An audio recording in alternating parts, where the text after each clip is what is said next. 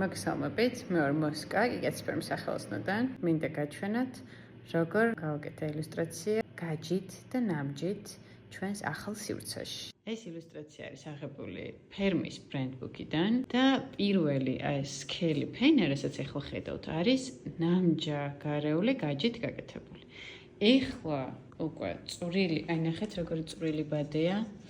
ამას ვაფარებ ტაშტ, სადაც წყალს ვასხავ, შემდეგ გაჯს ვცრით, ნახე, აი ეს ერთი სათლის ნაგავია, რაც მოყვა. იმდენი მოყვა კენჭი. ვასუფთავებ და უკვე სუფთა პირი უნდა გადავუსვა მთლიანად. შემდეგ ზუმფარით დამოვამუშავ გვერდები, რომ უფრო გამოიწიოს წინ სუფთა ნახატი. დიდი სიფრთხილე მართებს ახლა გაჯი საკმაოდ სწრაფად შრება და ძალიან ცოტა უნდა დავუმატო. ხელი მაქვს გაჭრილი გუში სარკეებს რომ ვამაგრებდი გავიჭერი და თამამად ვერ ვიხებ. ვაი. აჰა, გაიჭდა. ისიც გავასწოროთ. აი ესე ვაკრობოთ ეს.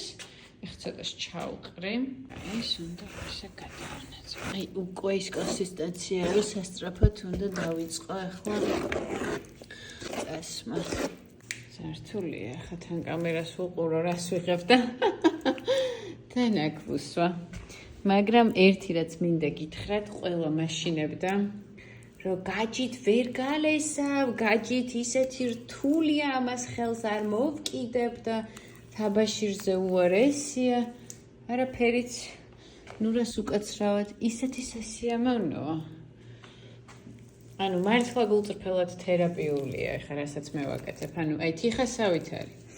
თიხას როცა თუ ყოფილხართ აი ჩვენთან workshop-ს, ეგ შეგრძნება, გეცოდინებათ აი თიხას რო მოსუფთავების ეტაპზე რო გადადიხარ უკვე ნამუშევრს და აი ყველაზე სასიამოვნო პროცესი რაც. ну ჩემთვის ყველაზე სასიამოვნო პროცესი ეგ არის. უცებ შედეგს ხედავ ძალიან სუფთას და ლამას და აი ზუსტად იგივე შეგრძნება. ამის გაკეთებისას გაჯზე მუშაობაც. მოусმინეთ რა სასიამოვნო. აი სხვა პარა ნახათ. ახლა ზედა ნაწილი არის დასამთავრებელი. ქვედა თითქმის დავასრულე უკვე. ანუ გარდა იმისა, რომ სუფთა პირი გადაუსვი, მაგრამ აი წყლით და ღრუბლით უკვე დავამუშავა. ესეთი გამოვიდა უკვე დასრულებული, გამშრალი. მე კმაყოფილი ვარ. პირველი მცდელობისთვის ძალიან მომწონს. შეხებვას არ ვაპირებ. ნატურალური ფერი ვფიქრობ, რომ უფრო მიმზიდველია.